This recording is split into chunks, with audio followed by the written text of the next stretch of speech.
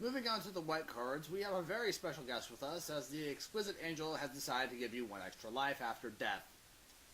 Although in some situations, you may actually still lose the game. I can think of a couple, but milling, for instance. But like I say, this is actually basically an extra life if you have to make it stick around. Now, if only you had a way to cast it from exile. In terms of standard playability, I don't know how often this will see play. You really have to drag the game out a pretty long time. So if you, by any means, know that you're going to go late game, this will likely be a pretty solid card. Other than that, I might want to try something else, especially if the format is more aggressive. Introduced in this set are 5 new cards equaling a cycle of expertise spells. These spells are named after another cycle of legends who each have a spell of their own. White spell in this cycle is Sram's expertise, which does give you a lot of tokens. Token deck players will likely love this card, as it does give you 3 extra tokens and a bit more value, which in this case, if you play more token decks, that's, I guess, at least another casting of Lingering Souls, so in short, you'll get a lot more than 3 tokens for 4 mana. Another use I can think of for these spells is to cast one of those future sight spells that is suspended only, such as Living End. You could also use it for something like Ancestral Visions, or something similar. Restore Balance, maybe? The possibilities are endless, but the purpose is that it does cost less than 3 mana, and therefore you could cast a pretty bombastic spell in that regard. This spell here is named after Sram, the Senior Edificer, which will give you a butt-ton of value. Seriously though, I think this will see a lot of play in EDH. I'm sure a lot of people will love this and be able to blink everything and pretty much find a way to draw their whole deck. I'm sure there's a way to do this too, so don't count this guy out. Likely it will, due to its mana cost, it will see some play in some sort of constructed format as well.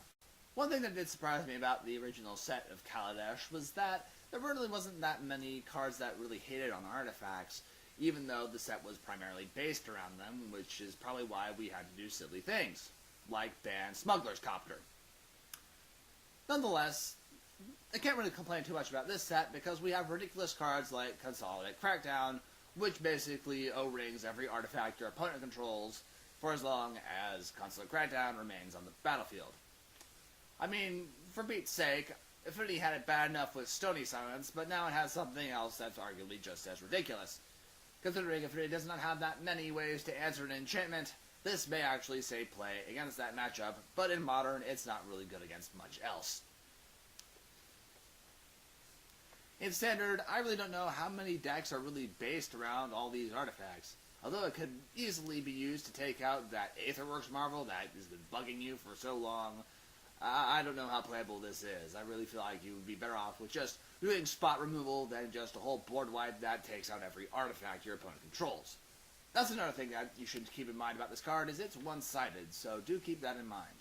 Moving on to new mechanics, we have the Revolt mechanic, which is actually quite spectacular, considering bouncing, sacrificing, and, well, even exiling your own creatures is very popular in this game. It's likely these abilities are very easy to trigger. Take a look at Solemn Recruit here. At first glance, it may just seem like a really bad version of Miran Crusader, but to be honest, I really feel like this can gather a bunch of counters really quickly, considering there are a lot of ways to blink, bounce, or even sacrifice your own creatures.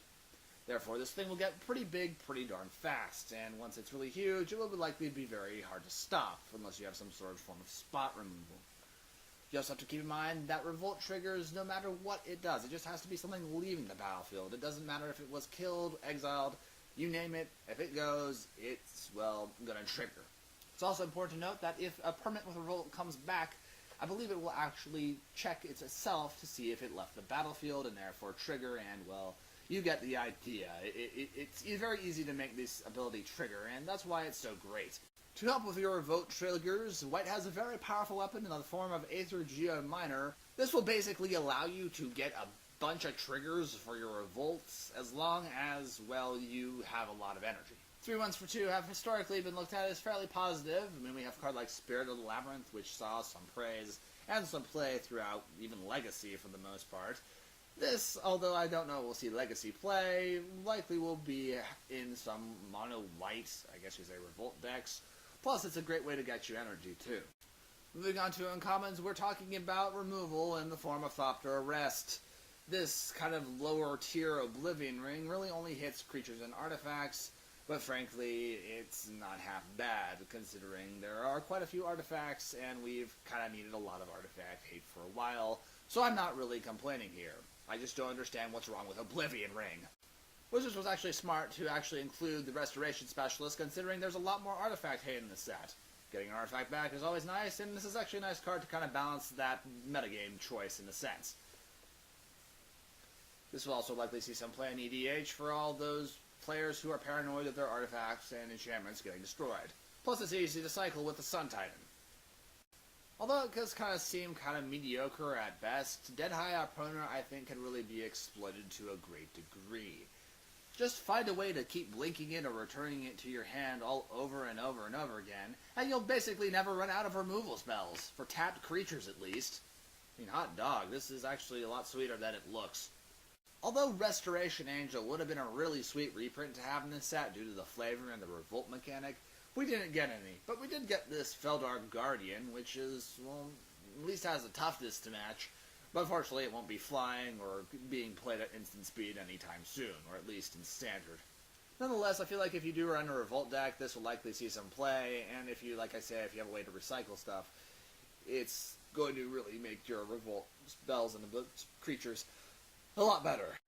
Although they are pretty heavy for only their 4/3 body, the Airdrop Aeronauts does kind of apply to the same rules that I said for the Harpooner.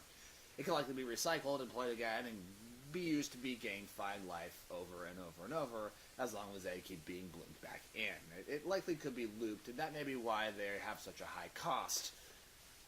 Personally, I think this is pretty awesome. Top with these Revolt triggers, there's several commons that I feel like actually would really come in handy.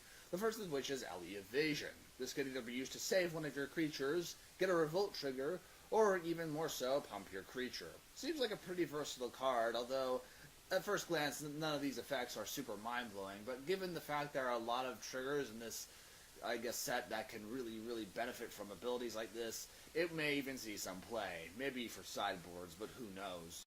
Although auras really are not that popular in Standard at the moment, Conviction can likely also trigger these Revolt triggers as well. Being able to bounce and playing it again really can benefit you if you play lots of Revolt creatures. The last common I'd like to talk about for white is Decommission. Like I say, Artifact and Enchantment Hate is kind of uncommon in Standard at the moment, or at least it seems that way.